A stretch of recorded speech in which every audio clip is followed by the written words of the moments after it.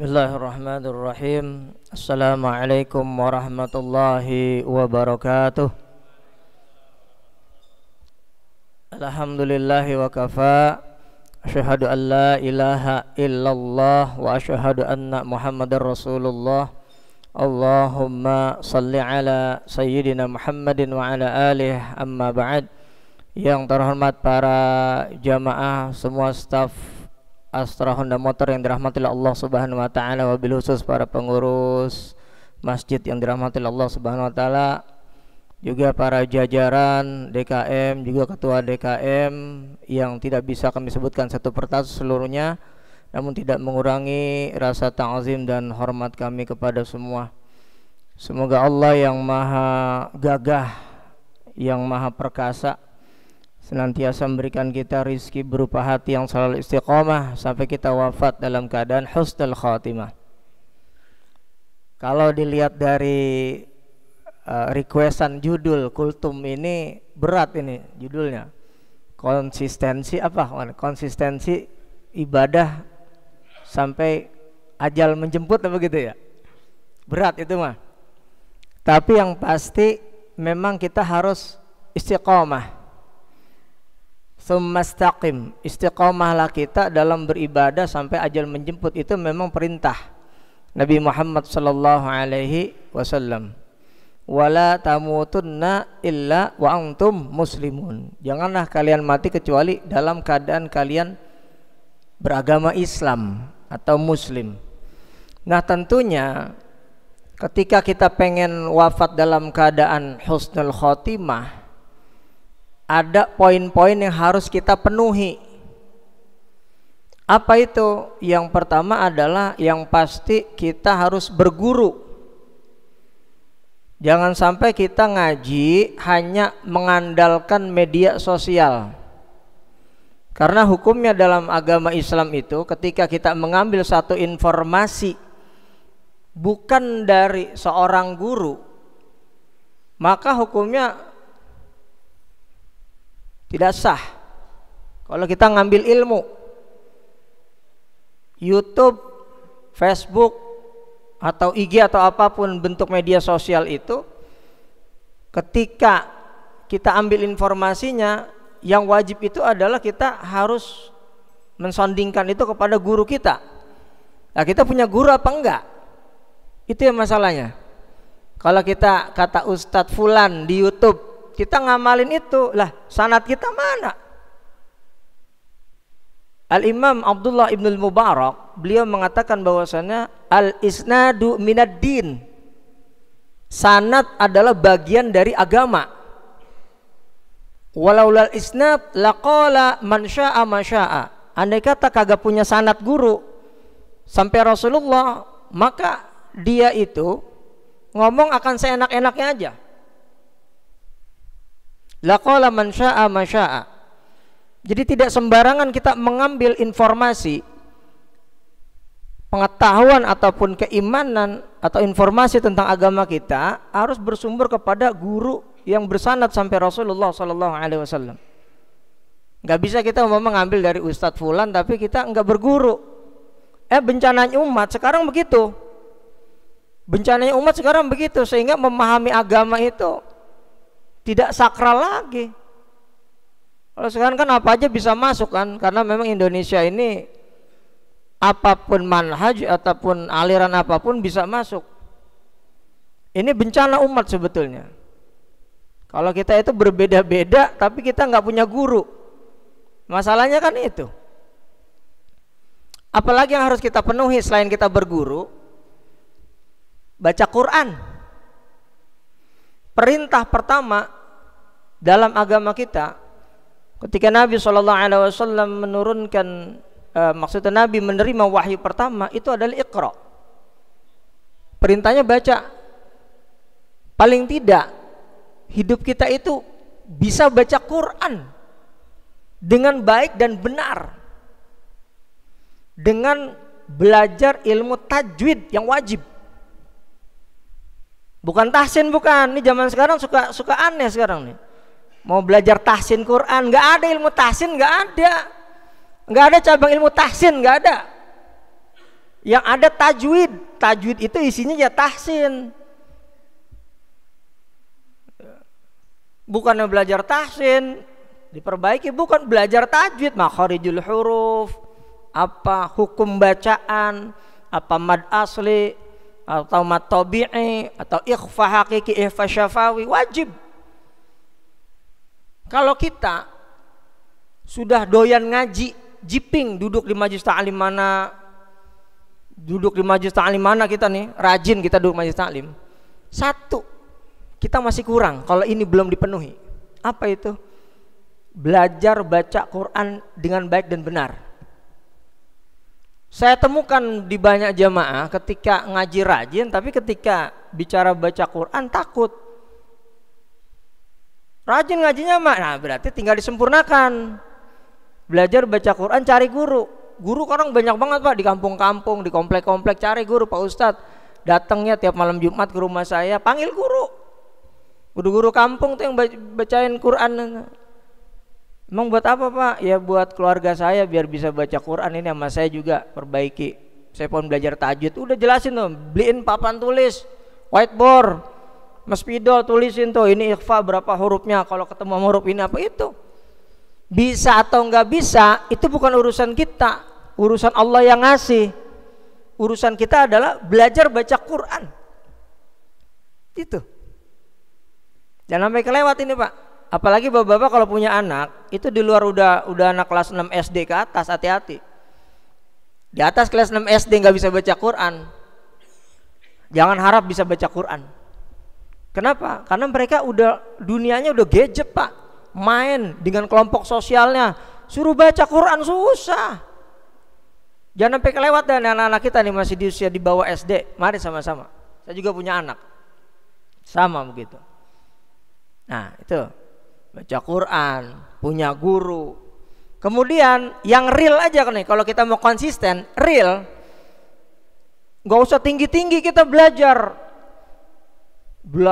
apa namanya tasawuf, belajar tafsir, belajar hadisnya arba'in, terus kemudian Riyadhus Shalihin, tafsirnya Ibnu Katsir. Tarik dulu pelajaran dasar kita udah pada bisa apa belum tuh? Apa? Toharoh. Di semua kitab-kitab fikih di seluruh dunia, kalau berkaitan dengan kitab toharoh, termasuk juga yang ditulis oleh Al-Imam Ibnu Taimiyah, ini saya ngefans berat ya sama beliau, namanya Al-Imam Ibnu Taimiyah. Semuanya yang namanya kitab fikih awal itu pasti kitab toharoh, kitab bersuci. Sebelum kita ngomongin tafsir, ngomongin hadis, ngomongin apa itu pembagian bid'ah, bersucinya bagaimana? Jangan-jangan mandi wajib masih salah, jangan-jangan pembagian air masih belum engah nih kita nih. Ada air tahirun mutahhirun, air suci mensucikan.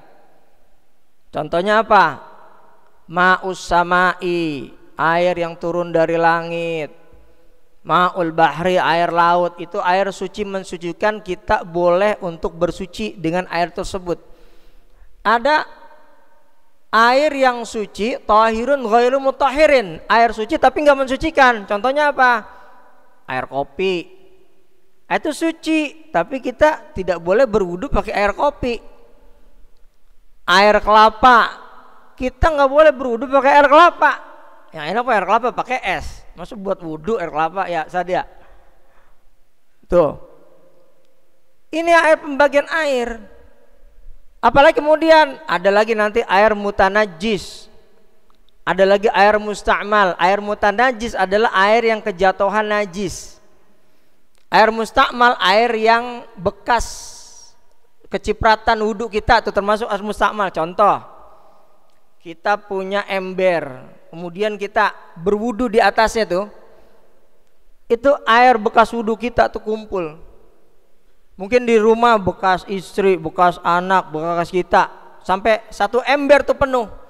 Itu bukan lagi air tahirun mutahhirun, dan itu tidak sah jikalau dipakai untuk berwudu. Bagaimana kita mau konsisten terhadap keimanan kita kalau hal-hal yang kecil ini dilupakan oleh kita? Bukan terlupakan, dilupakan oleh kita. Ngaji jauh-jauh nih, ngaji lihat kitab aja tuh, matan takrib buka tuh, pretelin dah tuh, baru mantep. Orang dibenerin dulu, toharoh dulu supaya suci dulu. Netes air, ketetesan, air seember, wudhu tuh pada nyiprat-nyiprat ke situ, air mustakmal itu udah nggak boleh lagi dipakai untuk berwudhu. Apalagi dipakai buat mandi wajib, nggak sah. Tuh. Makanya kalau ada pertanyaan, Pak Ustadz bagaimana cara mandi wajib? Andai kata tidak ada shower atau juga bak yang besar gitu ya. Oh, caranya bagaimana? Caranya adalah kalau Bapak cuma punya ember, air 1 ember, maka Bapak wajib duduk. Ambil aja jengkok. Nggak boleh nyiprat lagi ke situ. Contohnya begini, ini mandi wajib yang nggak punya shower atau nggak punya bak yang besar, cuman punya 1 ember aja, bahkan ember kecil. Cara mandi wajibnya bagaimana? Begini.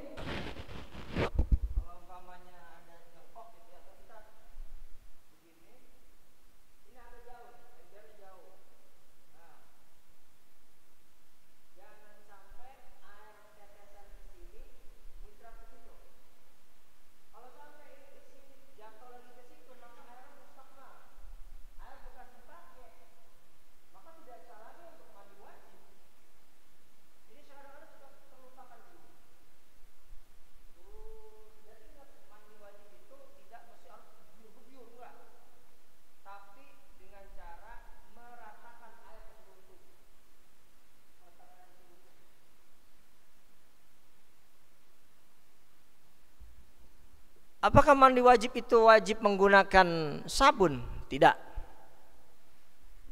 Fardu mandi itu cuman 1 an-niat. Niat apa nih? Mandinya nih. Niat menghilangkan hadas besar habis berhubungan suami istri. Niat, saya niat mandi wajib menghilangkan hadas besar fardhan lillahi ta'ala, fardu karena Allah. Kalau niatnya enggak sah, niatnya enggak benar, enggak sah mandi wajibnya. Yang kedua, ya, meratakan air ke seluruh tubuh. Isalul ma'i ala sa'iri badani. Diratain. Yang ketiga, menghilangkan najis kalau memang ada najisnya. Tuh. Menghilangkan najis kalau ada najisnya.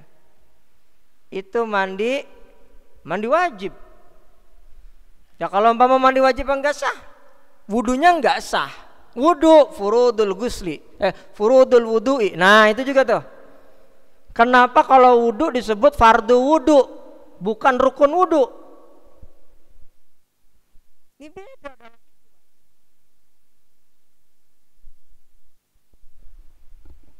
Loh, yes, ya makasih Pak. Fardu wudu, kenapa disebut fardu wudu? Beda dengan sholat, rukun sholat. Hati-hati memahami ini istilah fikih, nggak bisa sama-sama. Saya nggak mau pakai fikih Ustadz, saya mau pakai kembali Quran dan Sunnah. Cari dah tuh tata caranya mandi wajib, ada nggak di Quran dan Sunnah secara detail.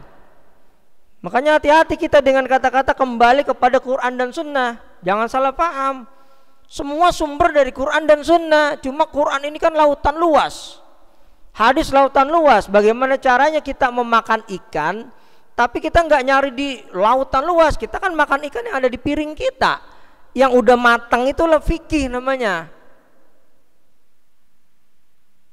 Wah udah kalau gitu saya mau cari fardu wudu di dalam Quran.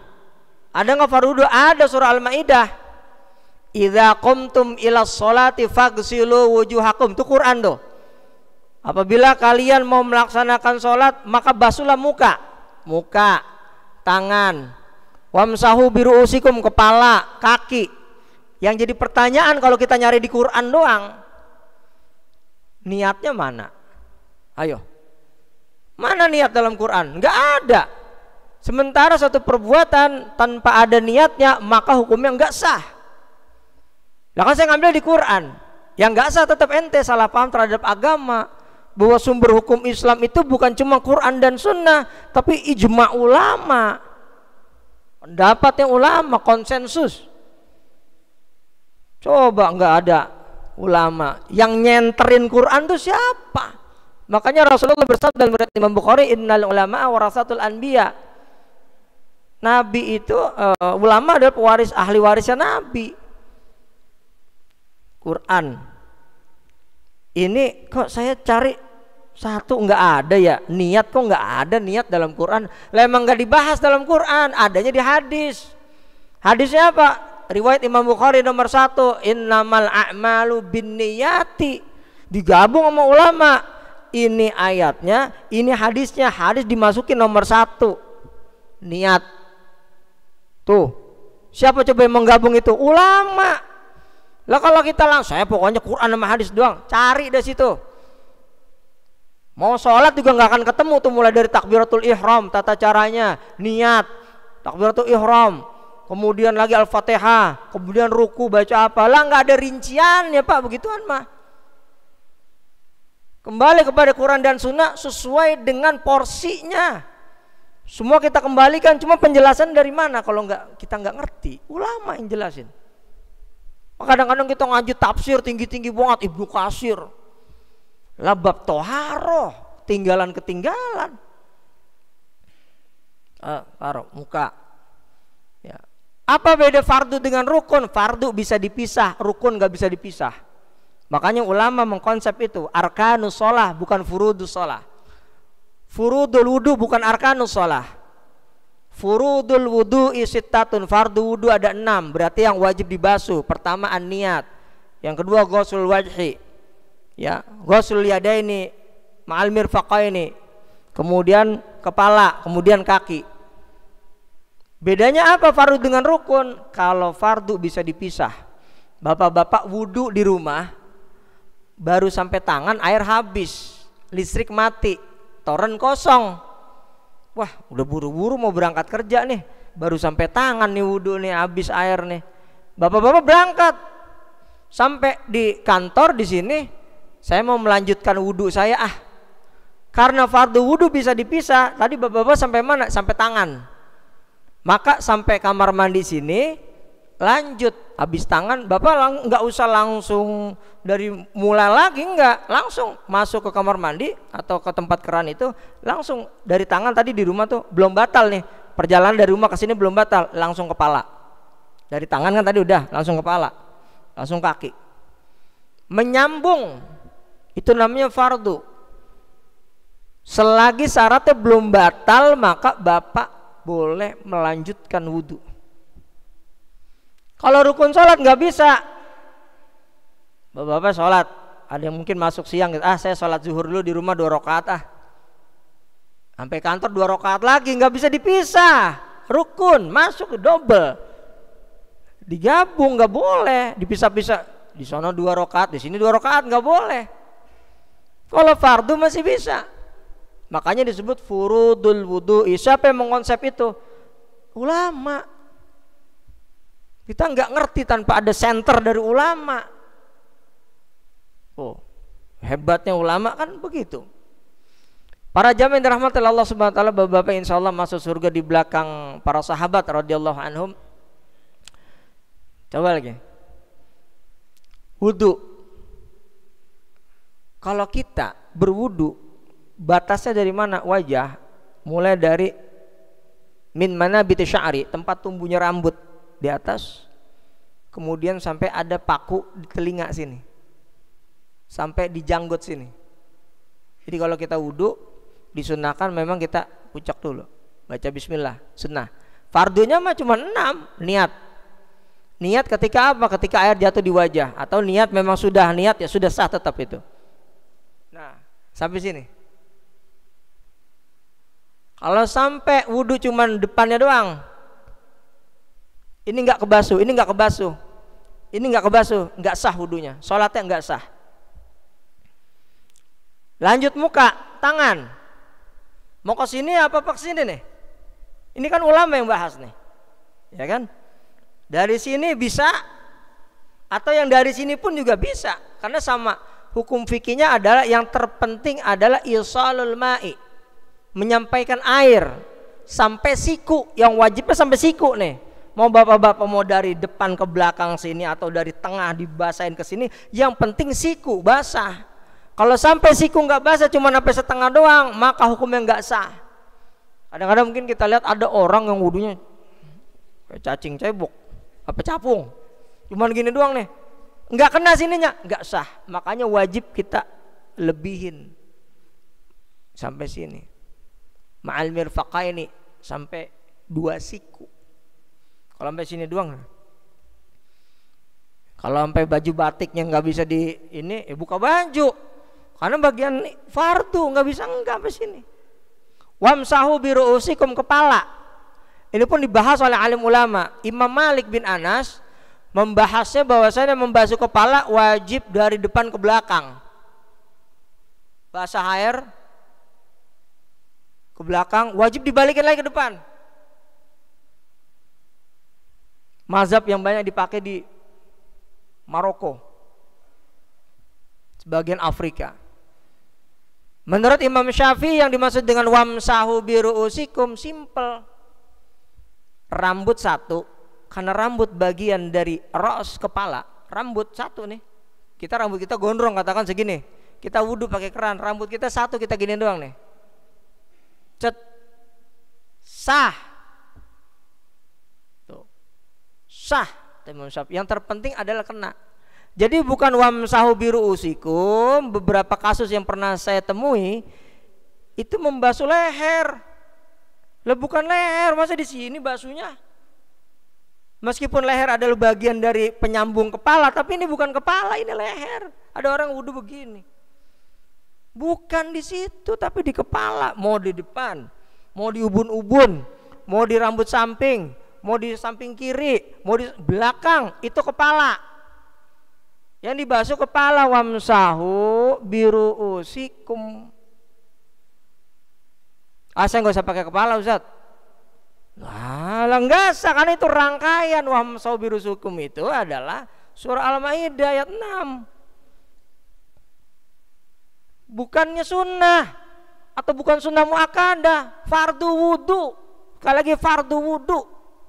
Fardu wudu, bukannya sunnah muakkadah. Kepala. Telinga sunnah. 3 kali membasuh bagian dari sunnah. Telunjuk, jempol dibasahin di keran. Set, bukannya kecil aja, Pak.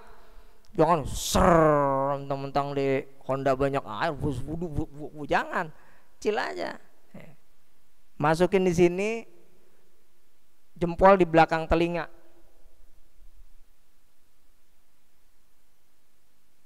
Satu-satu pun sah. Sah. Sunnah, ini sunnah. Bukan yang rukun, bukan yang fardu maksud saya. 3 kali kan membasuh, masuknya adalah fardu. Nah, sunnah. Baru kaki. Sampai ma'al ka'baini, 2 mata kaki wajib. Nih. Ini keran. Mohon maaf nih, saya angkat kaki buat contoh wudhu ya Pak. Keran. Kalau menurut Imam Syafi'i, kalau dibasuh saja itu sudah masuk yang terpenting memenuhi fardu wudhu. Kalau di keran diginiin, yang terpenting terbasuh sampai 2 mata kaki sini, sampai sini. Terbasuh sampai 2 mata kaki. Itu fardunya. Kalau sampai kita membasuhnya tidak sampai 2 mata kaki, maka kita tidak sah wudhunya. Menurut Imam Syafi'i, kalau wudhunya itu kita tidak pegang tetap sah. Kalau kita pegang sunnah, mendalak namanya, kita gosok. Nah, kita ratain sampai sela-sela jari, itu bagian dari sunnah. Tidak wajib. Yang fardunya adalah yang terpenting basah sampai 2 mata kaki. Jadi kalau ada orang kawan kita wudhu cuman di kakinya cuma di bawahin keran gitu, ya nggak apa-apa, sah secara hukum fikihnya sah. Gitu. Yang keenam apa? Tertib. Tidak boleh wudhu itu sembarangan berantakan. Terserah saya mau wudhu suka-suka saya. Yang pertama kaki dulu, bukan muka. Tangan, acak-acakan kepala, baru muka terakhir. Yang nggak boleh at-tertib. Ini bagian dari yang harus kita ambil keistiqomahan kita berkaitan dengan itu. Gitu. Belum lagi sholat. Itu tadi ilmu wudhu, karena kita kan singkat pertemuan 30 menit ya, saya poin-poinnya saja kita bahas. Yang terpenting kita bisa ambil kesimpulannya. Sholat itu disebut rukun sholat karena tidak boleh dipisah-pisah. Ya, yang pertama itu niat. Semua mazhab wajib niat semuanya. Nggak ada yang nggak wajib niat, semuanya wajib niat. Cuma bentuknya aja beda-beda. Dalam pembahasan menurut Imam Syafi'i ada berkaitan dengan talafuz niat. Kalau talafuz niat itu apa? Ya harus mengucapkan, bukan harus, sunnah mengucapkan lafaz. Sunnah mengucapkan lafaz. Usolli fardhu zuhri, usolli fardhu maghribi. Kalau mau sunnah, kalau enggak ya enggak apa-apa. Yang wajibnya niatnya. Ibarat kalau orang niat itu pakai usolli, ibarat orang mau nembak burung dikeker dulu tuh. Itu usolli tuh, supaya pas baru ditembak. Kalau bapak-bapak udah jago, langsung fokus baru sampai udah Allahu Akbar. Ya udah nggak apa-apa. Bukan wajib, sunnah aja. Itu niat. Allahu Akbar. Ini tata cara nih wajib kita belajar di sini. Wada'al yumna 'ala yadil yusra 'ala sadrihi. Imam Syafi'i di sini. Allahu Akbar. Tahta sadri wa fawqa surra. Di bawah dada, di atas pusar. Allahu Akbar. Mazhab Hanafi di bawah pusar. Jadi kalau bapak-bapak melihat di sholatnya orang-orang Turki itu di bawah pusar naruhnya. Allahu Akbar. Syekh Nasiruddin Albani wada'al yumna 'ala sadrihi. 'Ala sadrihi di mana? Beliau bilang di dada, benar-benar di dada. Allahu Akbar. Taruhnya di sini. Syekh Nasir Albani itu wafat tahun 1999. Sama tahun wafatnya dengan Syekh Abdul Aziz bin Baz. Itu idola saya semua itu. Saya sudah baca kitab-kitabnya Syekh Nasir Albani berkaitan dengan silsilah hadis sahih, silsilah hadis dhaif, sekitar 17 tahun yang lalu. Itu. Allahu Akbar. Al-Fatihah, enggak ada yang tidak ada salat yang tidak ada Al-Fatihahnya. La salata liman lam yaqra bi Fatihatil kitab. La salata liman lam yaqra bi Fatihatil kitab. Enggak salat bagi orang yang membaca Al-Fatihah, enggak sah berarti. Allahu Akbar. Cuma beda mazhab, beda. Bismillahirrahmanirrahim dijaharkan sampai waladhdallin Imam Syafi'i.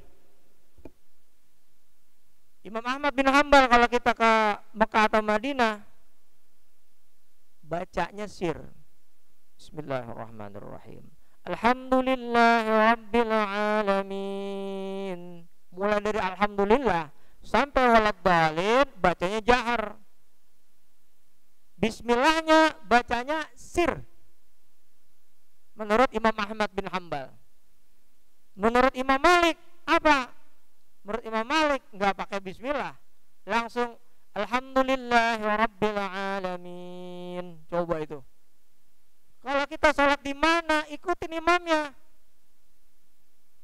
Imamnya begitu ya ikutin. Imamnya baca sir ya kita ikut sir. Maksudnya kita ikut jadi imam, jadi makmum aja. Imamnya enggak kunut, lah kita jangan kunut. Mentang-mentang aswaja, saya pokoknya kunut subuh. Bapak mau umroh ya? Iya, saya akan cari ustadz masjid yang kunut subuh di Mekah dan Madinah. Cari dah kalau ada situ. Enggak akan ada. Dia memaksakan sholat yang ada kunut subuhnya di Masjidil Haram. Lah enggak ada. Ikutin imamnya.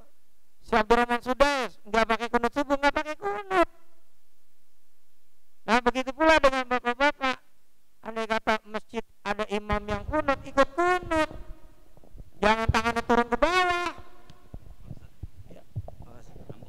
Ngambek. Ada 2 menit lagi. Jangan kita turun tangannya ke bawah pada saat imamnya kunut, karena itu bukan prinsip. Ataupun dalam mazhab Syafi'i jangan alergi. Saya mazhab Syafi'i Ustaz, pokoknya saya harus sholat imamnya harus kunut. Ya ente bagaimana ngaji lagi ngaji? Nggak boleh begitu. Kalau makin banyak ngaji maka kita akan bijak.